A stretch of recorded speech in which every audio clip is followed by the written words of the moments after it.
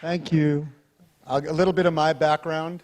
So I was born a very poor young white boy in the Bronx in New York, and got interested in music, wound up touring with a bunch of bands in the late 60s, actually got to play cowbell with Jimi Hendrix, toured with the Miles Davis Band as a sound engineer during Bitches Brew, and decided that music wasn't for me, so I figured I'd get into the visual effects business. What a mistake. Well, maybe if I was a musician, I'd be dead by the age of 27. So thank you for inviting me here today, and I'm here to really depress you. And I hope I do a good job, and then we could all go to the bar and drink and feel much better. My history in the visual effects business was I was involved with video post-production in the 1970s and really felt comfortable around digital technology as it was back in the 1970s, which was basically Quantel, Harry's, and paint boxes, Rank Cintel, telecines, and ultimately transputer-based technology. So when I was hired at Industrial Light and Magic to be its general manager, it was really a brave new world for me because we were doing a movie called Who Framed Roger Rabbit, and it was all optical compositing. So it shocked me that we were still working in film, and I hadn't yet thought that film resolution was really the problem. So what I did was I pulled together people from Quantel in England, Kodak in the United States, and a small company that some of you might remember called Silicon Graphics. God rest their souls. And I got the three of them together. We did it in Newbury, England, which is where Quantel was, and I tried to convince them that there was going to be this brave new world called digital technology. And so we all walked away thinking that, of course, Kodak would do the input device and the output device, that Silicon Graphics would be the computer-based device, and that Quantel had a great graphical user interface, and that when you put it all together, we would have digital film. And it didn't turn out that way. Each one of those companies walked away and said, "This sounds great, I'm going to do it myself." And we all know what happened. Kodak had Cineon and Cinesite. Cinesite, I guess, is still operating, but not a Kodak company. And Quantel tried to do high-resolution paint boxes and Harry's. And SGI is no longer with us, rest their soul. So it was a really interesting time. And eventually I decided to leave Industrial Light and Magic, basically because I had a religious difference with the owner of the company, George Lucas, who thought he was God and I didn't agree. And so I started a new company with someone else who knows that he's God, and that's James Cameron. So I'd like to show you just a little bit of footage of some of the work that was done at Digital Domain while I owned it. I've since sold it, and I'm very happy that I have.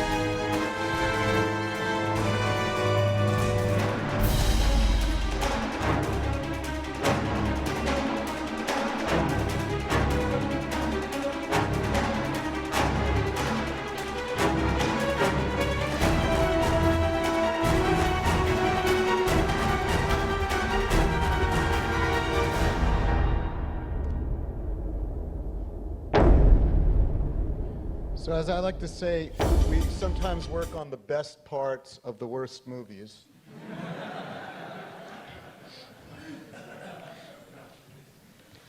As we like to say, we didn't write them, we didn't direct them, so.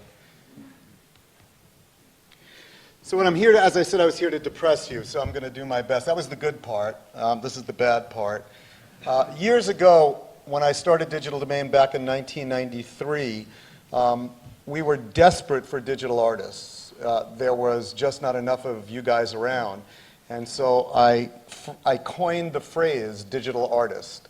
And it was really to be able to differentiate people, because there was digital artist 1, digital artist 2, digital artist 3, all based upon pay grades. Prior to that, there were technical directors and animators. It got too messy for me, so I called it a digital artist. And then we needed to hire people, and so I did a lot of press and a lot of speeches, basically saying, taking the old cowboy song, "Don't let your son grow up to be cowboys." I said, "Don't let your children grow up to be attorneys. Let them grow up to be digital artists." Well, unfortunately now, 21 years later, there's more digital artists than we know what to do with them. Schools and universities have been turning out digital artists by the thousands, and even some of them are qualified and good. But to be able to find jobs for everybody has been nigh on impossible.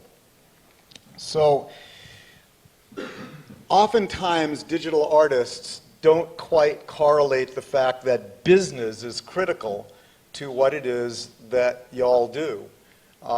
If there was no business and there was no money, there would be no art. In fact, maybe you could move to the south of France, cut off your ear, and use cadmium yellow paint. But if you want to sit in Aeron chairs and you want to use high-end software with very powerful computers, you need to make money. And unfortunately, the visual effects business does not do that. But what the visual effects business does do is it makes the impossible possible. Over the years, we've seen, I remember one of the first movies I worked on was Back to the Future 2, and I think there was something like 123 shots in the film, and we thought it was the biggest film we'd ever worked on. And then, of course, Bob Zemeckis added another 80 5 weeks before the release date. But nowadays, we're seeing movies that have 2,000 shots or 2,500 shots. Some of you have seen this movie, The Life of Pi, and as we look at the film here, it could not have been made, right, if you didn't have the visual effects, animation, and digital artists to make the movie worthwhile. I understand that a movie in Switzerland is 20 Swiss francs, about, am I right? Yeah, right? So 20 Swiss francs to see that, as opposed to looking at that. The entire movie of The Life of Pi was made possible by the men and women at Rhythm and Hues and other visual effects studios around the world. So it does close to 600 million Swiss francs worldwide, but Rhythm and Hues is out of business. So if Rhythm and Hues had not done that work, how would this movie have been? Well, we could have a puppet, and is there any real emotional relationship between a puppet like this, or would you rather see a computer-generated tiger? By the way, extraordinary. Michelle, my fiancée, and I saw the film together, and afterwards she said to me, "How did they get the tiger to do that stuff?" I said, "Well, lots of hours in a dark room." So there are alternative approaches that the director and producers of the film could have taken. You know, there's that opportunity. The old-fashioned way of using puppets probably would not have worked. Or, you know, we could have used a live tiger. So every movie that we're seeing today, and for most of the blockbusters that we see today, and I'll show you a list a little bit later, are really dependent on visual effects and digital technology. If we look at the top 20 films of all time, in terms of box office, the ones that I colored blue are visual effects films. The ones that I colored green are animated films.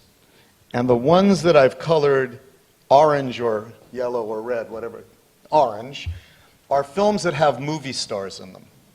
So I define a movie star as someone who makes $15 million per picture or more. So if we look at Titanic, you might say, well, Leo was a movie star. Not then. Leo was making $1 million a film back at Titanic. So we look at Star Wars and say, well, Harrison Ford's a movie star. Well, Harrison Ford made $280,000 on Star Wars. So the movie stars are not driving business anymore. As you can see, the only movies that have movie stars in it are the ones in orange, and the ones in orange, besides number 3, only have one movie star in it, and that's a fellow by the name of Johnny Depp. Alice in Wonderland, Johnny Depp. Pirates at World's End, Johnny Depp. But all of the other films are either digital animation or digital visual effects, which begs the question, who are the stars? The stars are not Harrison Ford, Arnold Schwarzenegger, maybe Johnny Depp, though there were some films that he made that did nothing at the box office. But the stars are you. You people are the stars. You're the people that are creating the imagery that puts butts in the seat. I mean, think about it. When a movie is made and the trailer comes out, are we seeing Tom Hanks or Tom Cruise all that much? No, what we're seeing is we're seeing the work of visual effects artists, because that's what excites the public. So, what makes a worldwide box office hit? Well, we know incredible visual effects. A brand sometimes does that, at least in America, probably less in Europe and the rest of the world. But, you know, a brand like Pirates of the Caribbean, it was a brand prior to the film. And then finally, international appeal, which brings me back to visual effects. So if we were to look at the box office on Driving Miss Daisy, great film, but no one outside of the United States really saw that film. And today, the largest box office numbers, if we go back again for a second, look at the international box office numbers and domestic box office numbers, and we can see that actually box office in the United States makes up about 30 to 40% of the overall box office around the world. So that means 60 to 70% is coming from international box office. And if we pay attention to what's happening in China, by 2020, China will be the #1 box office country in the world. So what is it that translates? It's not humor. Lord knows, you know, besides Jerry Lewis, the French didn't like very many of the American comedians. But it's true. Oh, well, I'm that old. So, you know, what translates? And what translates is visual imagery. It doesn't need a definition. Let's look at something, a film like The Host, for example. Did you all see The Host? Anybody see The Host? Great film, really based on the Godzilla myth in many ways. Made in Korea, and made for not very much money, about 11 million US dollars. And it did $89 million in box office, which means a hit. The problem with it is it wasn't an international hit, because, as we see at the box office breakdown, $87 million of it came out of Korea and Japan, and $2 million came out of the United States, and the rest of the world did nothing. So here's a big hit movie with lots of visual effects, done very well, by the way, a company that has since gone out of business, but didn't take advantage of the ability to be able to play in the rest of the world because it was shot in Korean. And Americans are too stupid to read subtitles. So you're basically losing 1/3 of the entire worldwide box office if you're shooting a film in a language that Americans can't speak, which would be every language, right? You know, that old joke is, what do you call somebody who speaks 2 languages? Bilingual. What do you call somebody who speaks 3 languages? Trilingual. And what do you call somebody who speaks 1 language? American, yeah. That's right. So visual effects are everywhere, all right? Here's a great quote. I hate CGI and production design, and that's why I voted for Lincoln. Okay. It's in chick flicks. It's in romantic comedies. It's everywhere. So, given the fact that visual effects are as critically important to the success of a film, and that it's pervasive throughout all media, you would think that visual effects facilities would be doing well. Well, these are the companies that have gone out of business in the last 10 years or have gone bankrupt. I'll waste your time less. I'll push the button faster.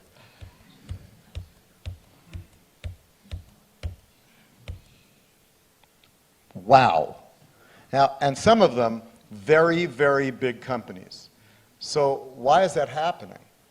How can companies create these awesome images that are the critical success to box office and still go out of business?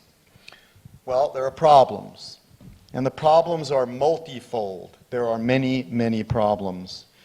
There's subsidies, which I believe is the #1 problem in the world, in the industry of visual effects. We'll talk about that in a little bit.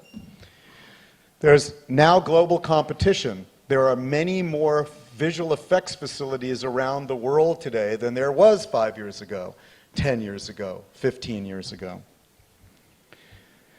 This is another big issue. The industry has grown up around a fixed bid business model.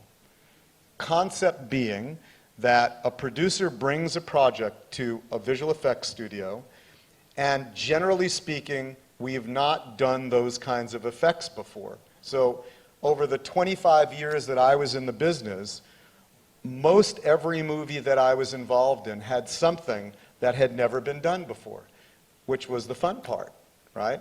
And almost on every picture, except for one picture that was shot in Australia with Marlon Brando and Val Kilmer, I forget the name of it, didn't really satisfy what we thought we were going to be able to do. But every other picture did. And that's the uniqueness of what it is you guys do. You take impossible things and you make them possible. But when we bid on a project, it's like being an architect. Somebody asks us to build a building. And we say, well, how many bedrooms? And the director client says, well, I don't know.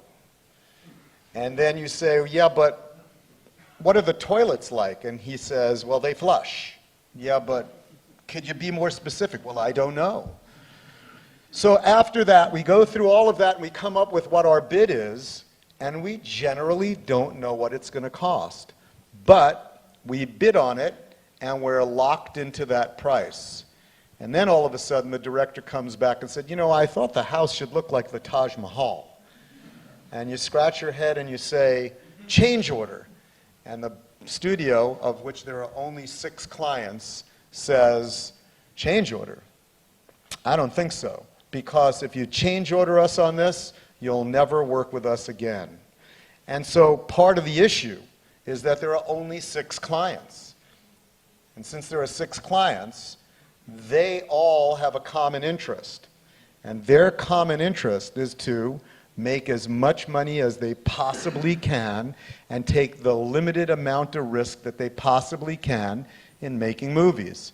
And lately, the biggest expense in movies is visual effects. Now, years ago, movie stars were what drove movie box office success, or so they thought. And so they thought, well, if I had Tom Hanks in it, Arnold Schwarzenegger in it, Tom Cruise in it, I'm going to have a very good shot at a successful movie.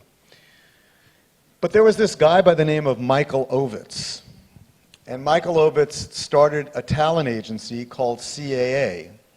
And Michael Ovitz realized that the power of packaging that talent and going to the movie studios and saying to them, if you want Arnold Schwarzenegger or Jack Nicholson, not only do you have to take this other actor, but we want participation in the film.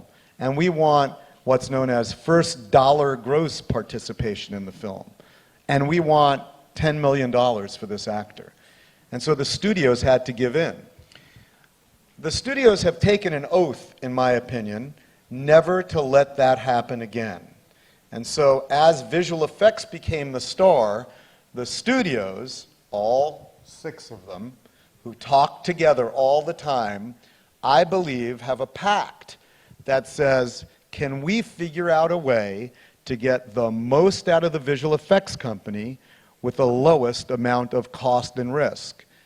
And they've been very, very successful. There's the part that you guys suffer from, which is losing your marriages, never seeing your kids, carpal tunnel syndrome, nervous breakdowns, psychotic breaks. I've seen them all. And that's based on massive amounts of overtime. And the massive amounts of overtime basically comes from the fact that we, the facilities management, is responsible for managing the director. Quick story. We worked on a project called Day After Tomorrow. It's some of the best work I think Digital Domain has ever done. And when we were working on that project, the visual effects supervisor was not making decisions in an appropriate time. And I was watching the window close on our release date. And at some point, being the head of a visual effects facility, you have to make a call. And the call is, we're not going to make your date if things continue to work that way. And so I made that call.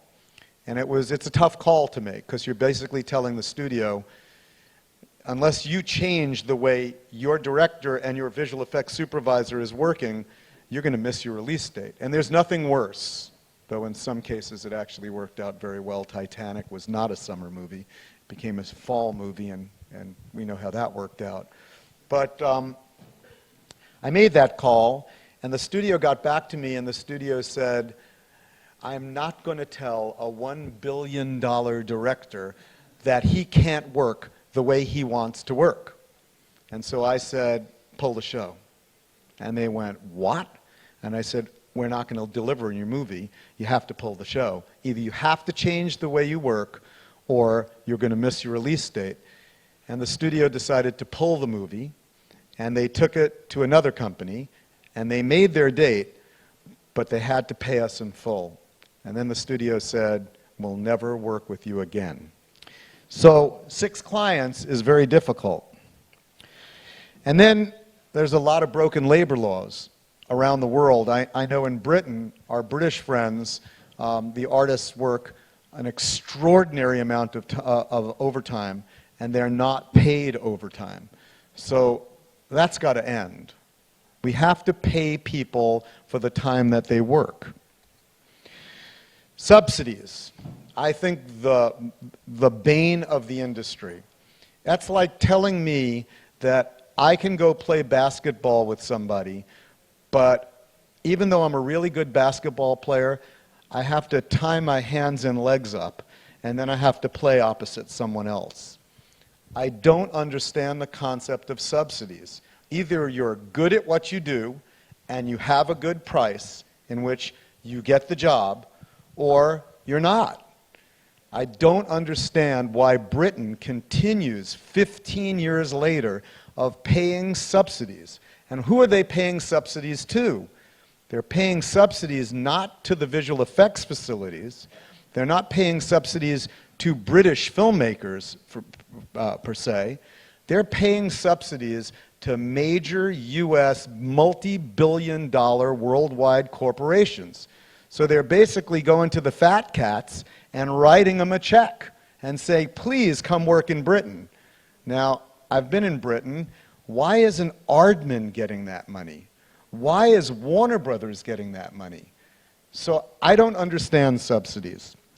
Subsidies winds up where a state or a local government or a nation takes money and then winds up taking it out of the taxpayer's pocket and giving it to the motion picture studio. Again, not the visual effects facility.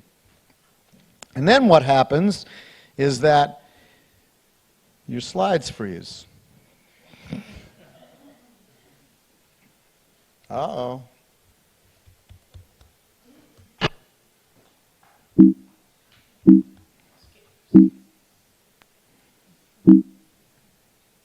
Escape. Ah, there it goes. Okay, thank you. So what happens is the artists wind up moving to that facility. So Vancouver, for example, which now has 35% tax subsidies, and back in the day before the tax subsidies were there, Vancouver did not have a large digital artist population. There were a couple of companies there, but it has become one of the biggest centers for visual effects in the world, and the reason it's become that is solely because of tax subsidies. So Vancouver winds up getting these tax subsidies. They can't hire British Columbians in Vancouver because there aren't enough of them that are qualified digital visual effects artists, and so what happens is they move people from all over the world, and now you have a large expat population in Vancouver. But then, lo and behold, what happens is Montreal, and I'm picking on Canadians today, I'm an equal opportunity picker on her. Montreal says, you know what, we're going to give 40 or 45% tax subsidies. Again, Montreal really doesn't have that much money, and they're giving it to whom? They're winding up giving it to the big visual effects to the big motion picture studios, or not. What did you do last time? Oh, Spacebar, wow. And so what happens when the money goes to Montreal? All of the digital artists now move. So what does that mean to you guys?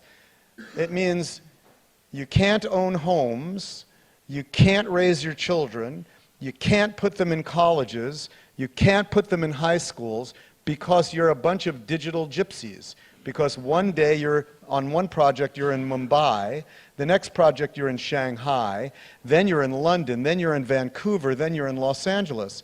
So the workforce is just constantly moving around. And I'll tell you, that's sort of fun when you're 22, 25. It is not fun when you're 45. Not only that, you think it's fun when you're 25, but I'll tell you, a dark room anywhere in the world looks exactly the same. And given the amount of overtime that you're working, you're not walking the Great Wall of China. You're stuck in a room in Beijing. So it doesn't work. So what are the solutions? Well, end subsidies.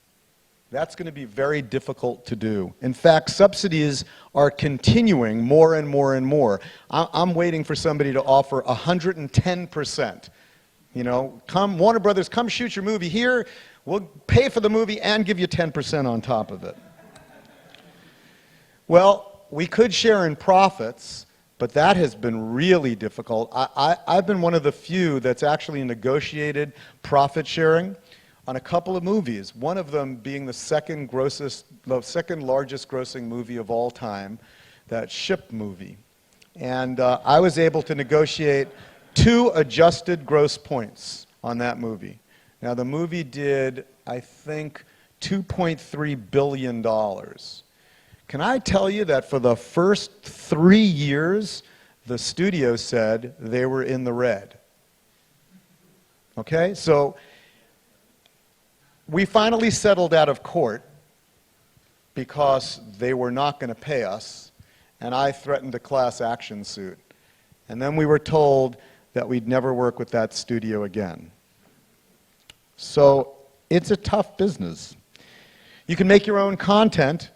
But it's very different adding the arms and the head to the Venus de Milo, which is what you all do, as opposed to carving the Venus de Milo right from a block of marble.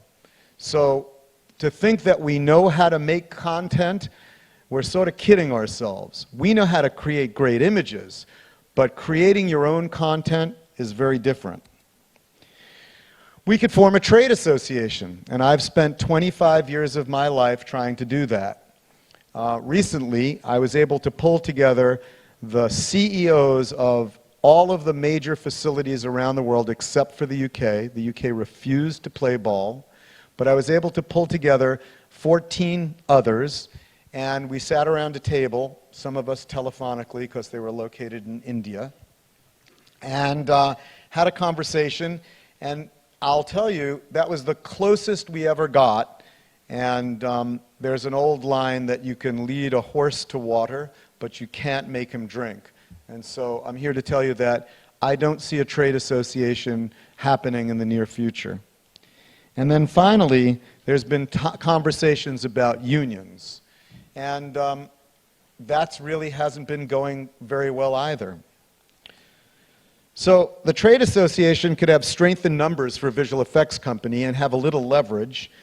We have the ability to change the business model. If all of us agreed, not on pricing, but the business model, and we said, you know what, we're going to do cost plus a fixed fee, the studios would have to change.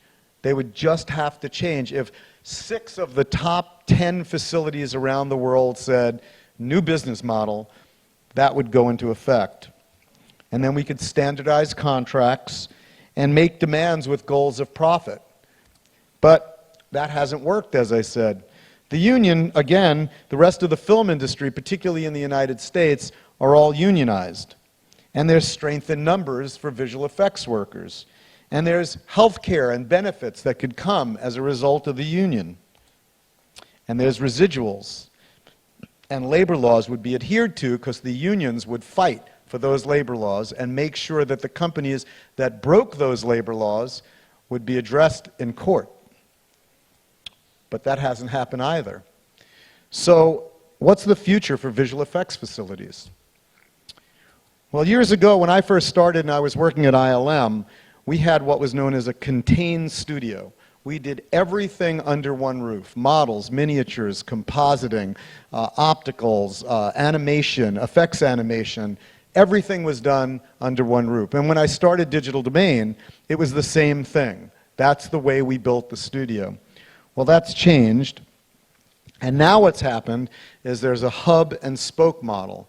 So there's a core group of people that are creative and technical people, and then they go out to various companies around the world because it's become a global industry, and they might do matte paintings in California, but they might do compositing in Russia. They might do miniatures in New Zealand, but so it works in a new model, and it's relatively efficient.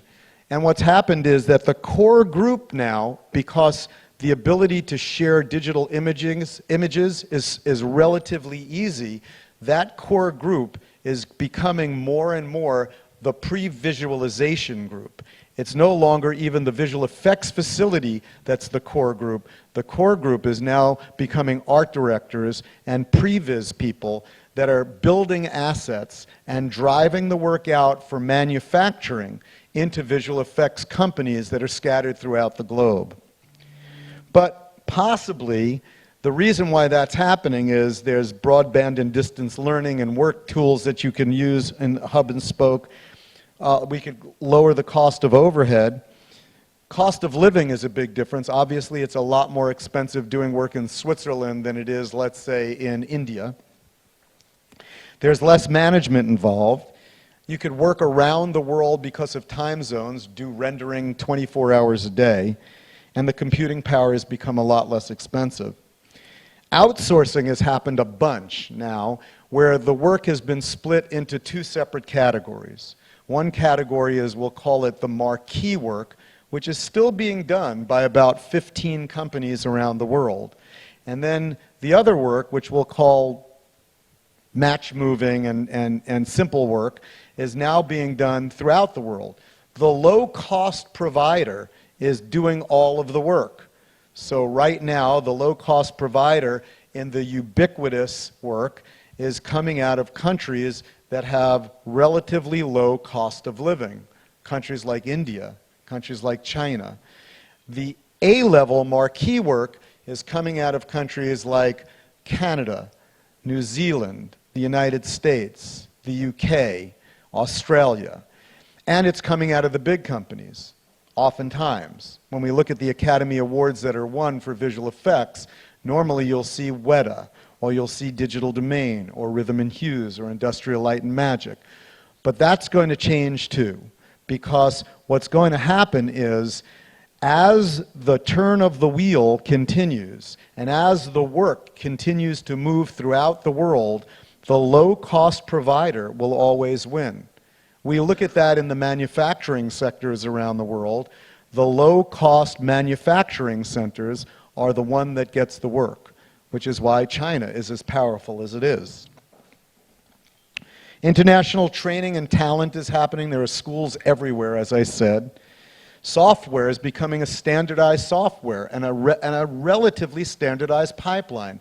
When I first started working in the industry, there weren't digital artists and there were no graphical user interface. Every person who worked on the computer was writing code. They were all writing algorithms. There was no GUI.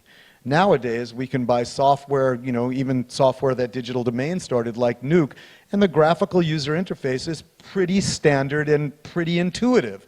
So that's going away. And then production management is an issue, right? Making sure you get the work done and out on time. And access to educational institutions, as I said, building curriculum around the world. And then international content. So what happens after the hub and spoke? Because I see that falling apart as well. And what's happening after the hub and spoke, I believe, is each individual artist will be able to collectively come together based upon their skill sets and capabilities. And so, in fact, you could live anywhere in the world. If you're a great matte painter, you could live in Kuala Lumpur. It makes no difference. And so I can see teams starting to be pulled together by pop-ups based upon a project where some creative management and creative technical direction comes in, is centrally located in an area where the production and post-production is happening, and then artists start to pop up in a specific field of expertise, and it's no longer geographically based whatsoever. So here's my dream. I'm hoping I have enough time to dream. Yeah. Here's my dream. I have a real issue with Hollywood for two reasons. One is they make really shitty movies. And two, it upsets me to think that the world and the population, the viewers, are that stupid. I have a much higher sense of what the consumer is like than I think that the movies that are being put out by the Hollywood factory. And as I traveled around the world a lot, since I sold Digital Domain, I've had the opportunity to visit like 20 countries. So I realize that there are global filmmakers, and that the sensibilities that you have here, let's say in Neuchâtel, is very similar to filmmakers in London, or filmmakers in Melbourne, or filmmakers in South Africa. Your sensibilities, your feelings about what's cool and fun and stories and images are very much connected in this new world where the internet connects us all so quickly and easily. And so I have this vision that Hollywood no longer has the stranglehold on film, and that distribution happens digitally, and that the people that finance films are no longer the Hollywood studios.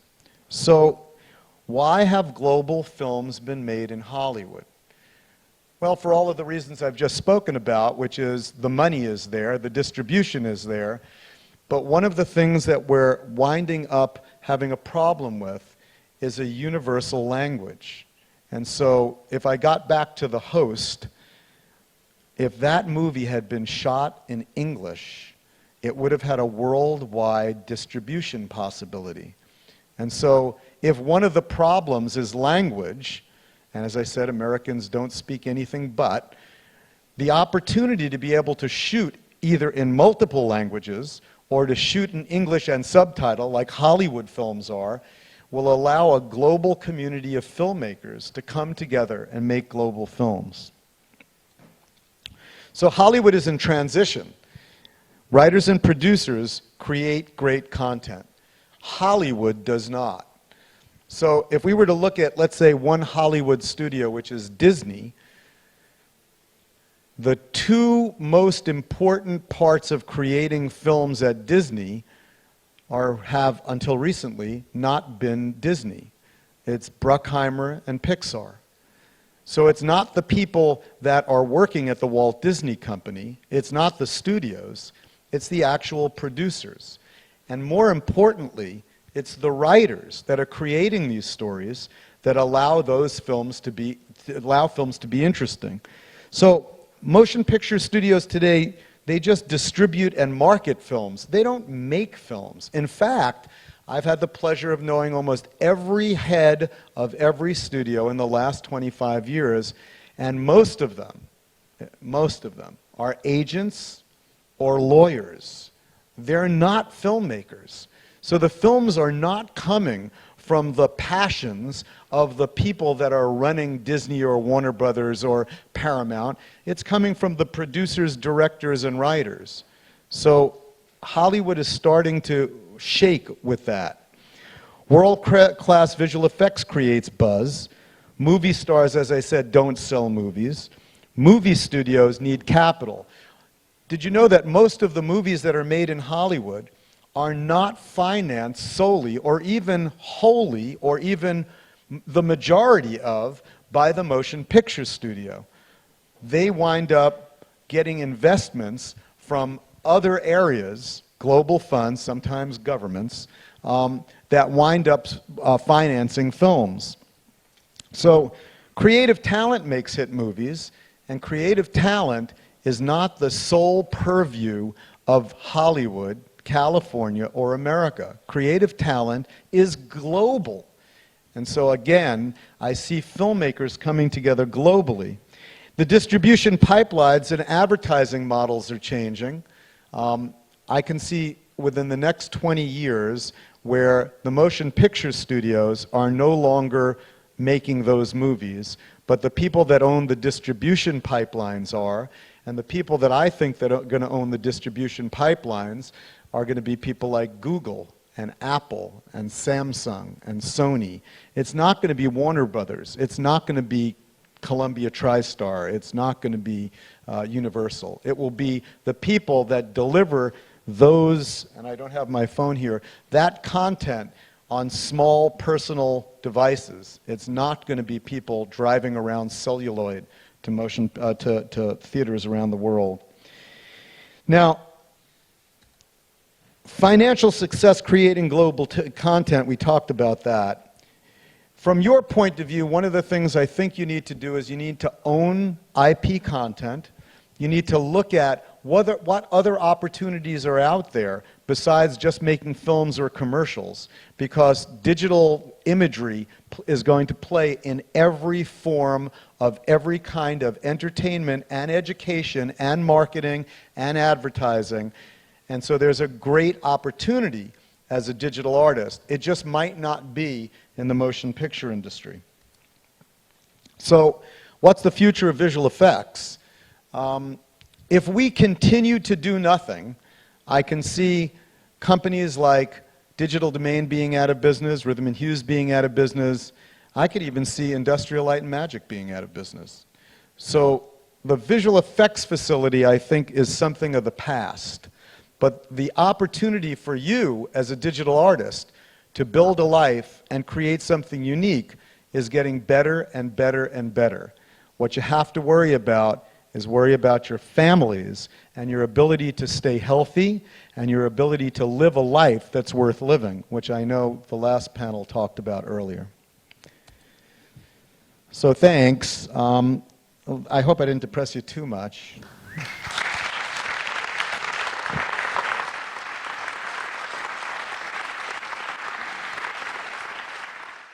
A lot of my friends actually got jobs through subsidies because this was the only way they got a chance to work, because there was no, they weren't able to work in US, and then it went to Vancouver, and they're now working in Vancouver.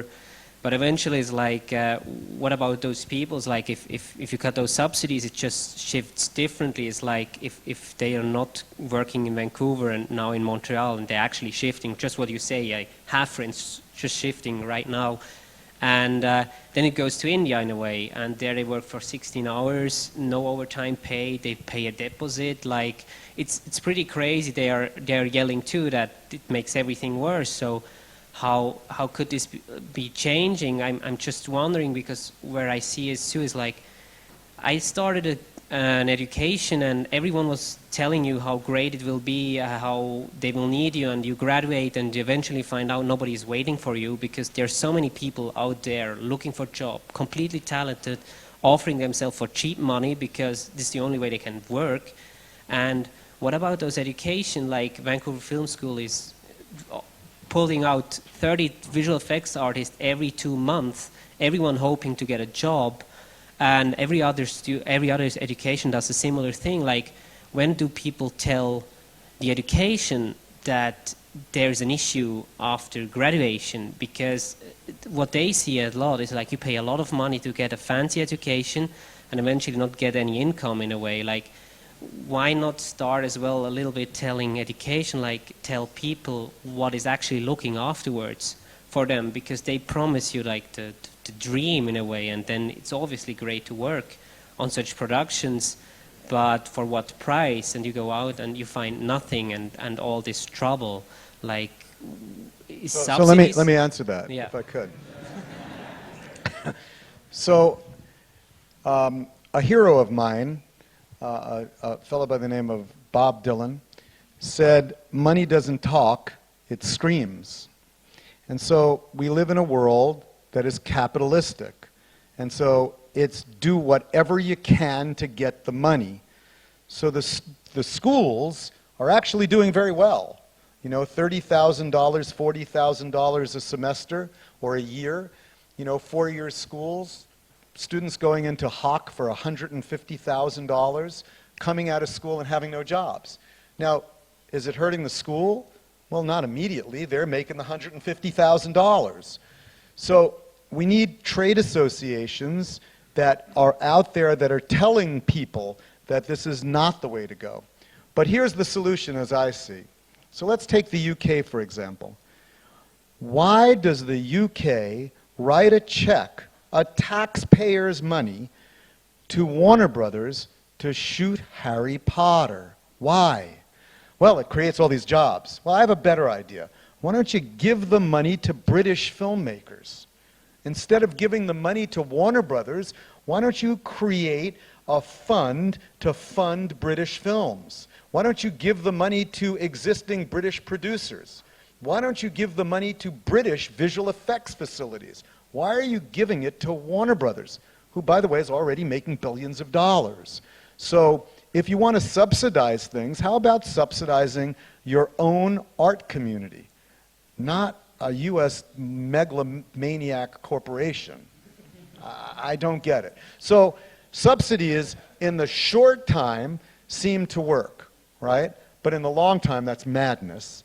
And if you're going to do it directly to your art community. Write a check to a director. Write a check to new directors, new storytellers. Write a check to CineSite. Why are you writing a check to Warner Brothers? It's just not right. By the way, when the U.S. government lent money to the automobile industry to bail them out, the automobile companies needed to pay the U.S. government back. Well, here's a wacky concept. When Avatar was done in New Zealand, before it ever got shown in the theaters, every New Zealand citizen, men, women, and children, paid $10 apiece to be able to have Avatar shot in New Zealand. And then when it got released, they had to pay another $15 to go and see the movie. That's just wrong. That's just flat out wrong. I mean, if you're going to lend money to somebody, that's called investment banking. And if I'm going to lend money to somebody, I want to know what my return on investment is. So I'm going to give you money to shoot Avatar there, and it does $3 billion, and I don't get my money back plus interest. I don't get anything.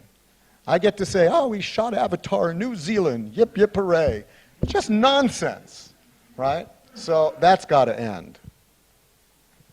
Yes, I have here, over here to your right. I see it there. So my question is that, why do they do it?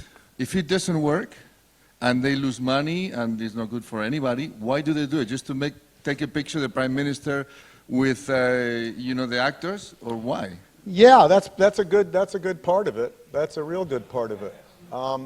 If you've seen Air New Zealand lately, there are more hobbits running around on that plane, on the side of the plane, that I've ever seen, So part of it has to do with absolute fantasy of falling in love with the movie industry. Again, I've been at this now for 30 years, and I've seen Japan, Korea, the United Arab Emirates, the Saudis, the Germans, on and on and on, just desperate to be involved with Hollywood. Why? Because it's really sexy, or so they think, right? So that's number one. Number two, a lot of them, governments have done studies that have said that if you make these kinds of investments in film, right, by subsidies, for every dollar you invest, you wind up with $3, $6 coming back. But nowadays, there are many governments that are doing reviews of that with independent auditors, and they're saying for every dollar we invest, we only get 60 cents back. So there's a lot of wiggle room to understand what the value might be. As an American, I find it outrageous, and personally, I'd like you to fix my school system, my police, my fire, my highways. I don't want to fix Warner Brothers, So I think they do it, a lot of it because of the sexiness of it, a lot of it because of the marketing of bringing your country to a worldwide stage, and then there's some discrepancy on whether there's actual dollar value that comes back to the locale because they're doing it.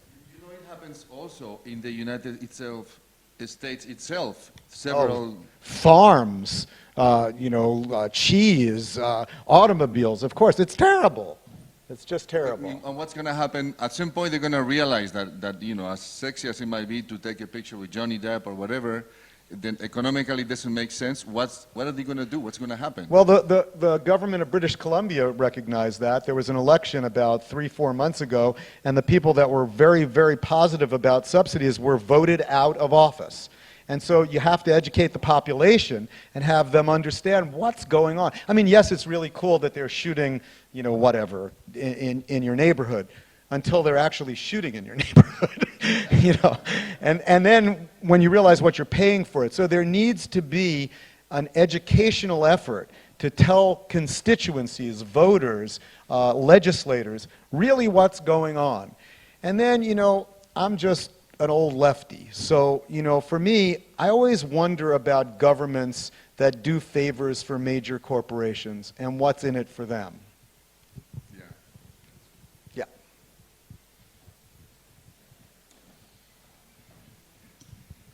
But we're a victim of the extreme capitalism, right?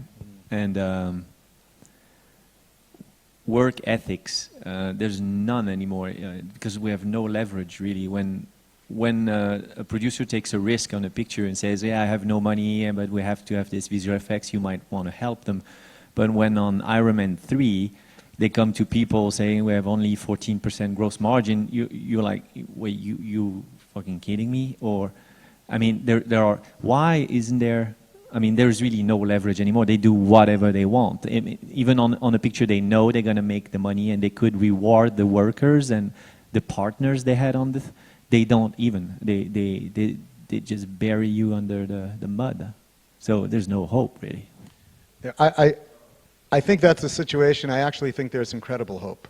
And the reason I think there's hope is because the power really resides in the visual effects companies. Imagine, if you will, I'll play Rod Serling. Imagine, if you will, ILM, Weta, Digital Domain.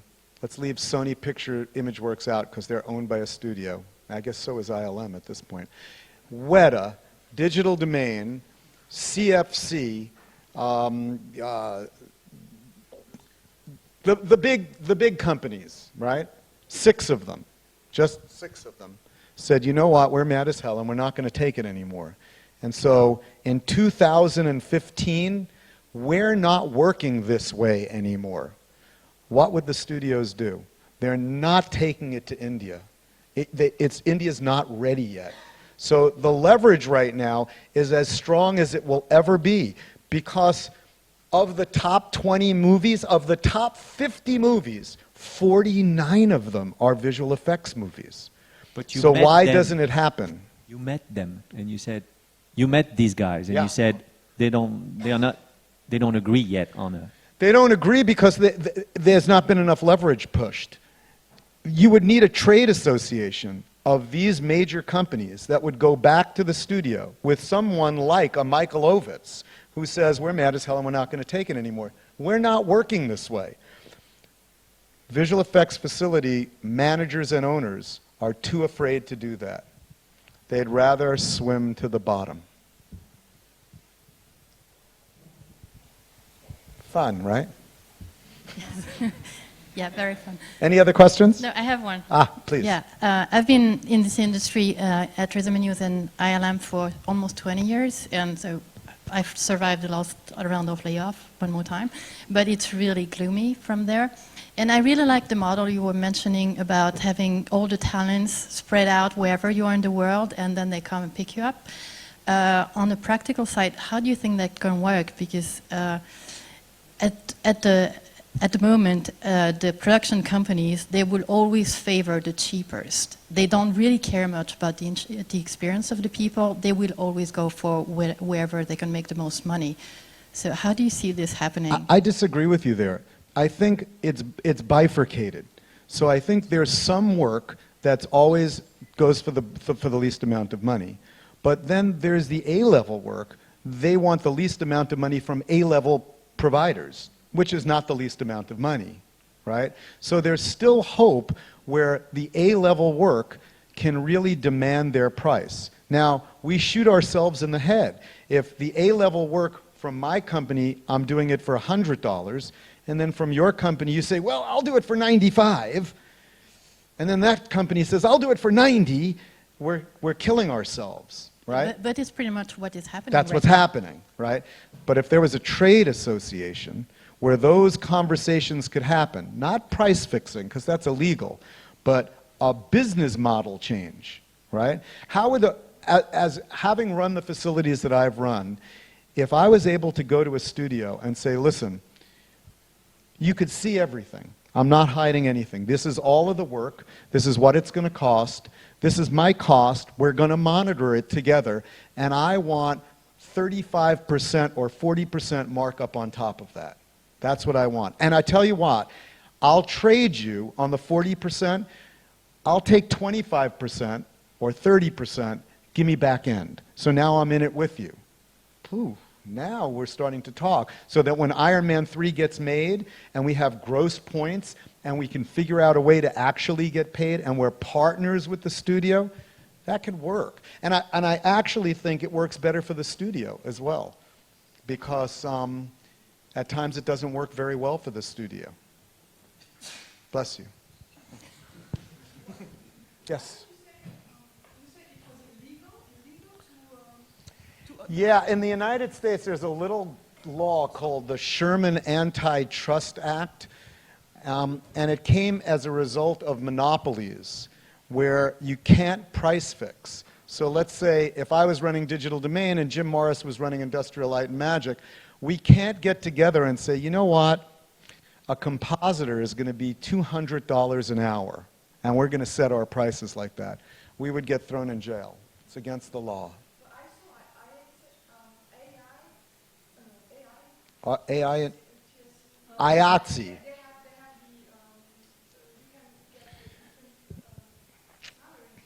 Unions can.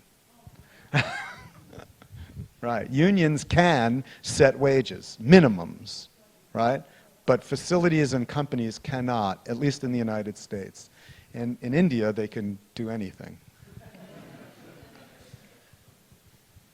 Yes, sir. I wonder if you could just talk for a minute about why you think it's difficult for VFX houses to create their own content. I'm happy to work 100 hours a week on films that I'm passionate about and think are awesome, but when I'm asked to give up my life to work on, Twilight, then that only lasted so long. So yeah, can you talk about VFX houses developing their own content? Yeah, there are a couple of problems with it. One is, I'll use an analogy, medical doctors, right? A podiatrist is a medical doctor for your foot, right? But if you needed brain surgery, you're not going to a podiatrist. So in the visual effects industry, most of the people that work in the visual effects industries are not brain surgeons. They don't do that. They don't create content. They're not storytellers. They don't understand story structure. The business people don't understand how to produce films. The legal people don't understand how to negotiate contracts with studios. We're both MDs, but it's different, right? Now that's not to say that there haven't been people that have made the transition, right? But when you think about it, let's talk about the visual effects supervisors that have actually made the transition to director. Very, very few. In fact, most of them have failed miserably. Did you see Virus, John Bruno's film? Stefan Fangmeyer's films? Mark DePay, Spawn, right? So most of the visual effects supervisors, and the great visual effects supervisors, have not been able to transition to be a director because they're visual effects supervisors. Now, that's not to say that there haven't been crossovers. Cameron started in visual effects. David Fincher worked for me at Industrial Light and Magic. There are people that have transitioned, but generally not. So it's different.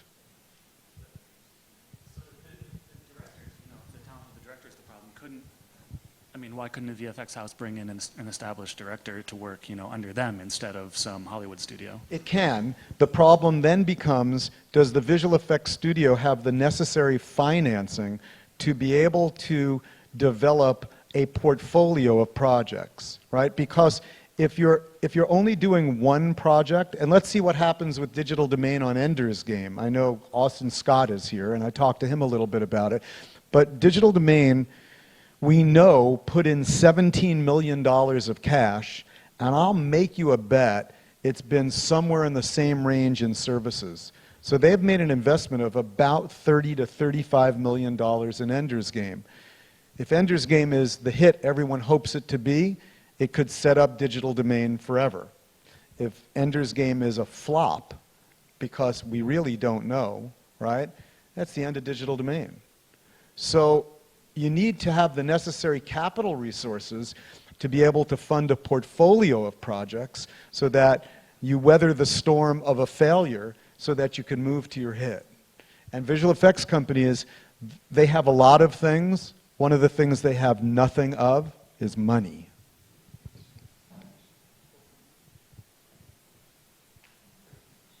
We should stop. One last question. Anybody? So let's tie it to Ed, the new Ulrich at DD, who at FMX says about this creating content, that's the only solution. We have to transition from pediatrists, we have to become brain surgeon in a way, but he mentions that maybe there's a way, because all these facilities set up in different places of the world with these various subsidies, that's actually capital in a way. Now the subsidies could be returned backwards, go to the banks and say, this 30%, that's maybe my cash flow to develop a project. What do you think about that?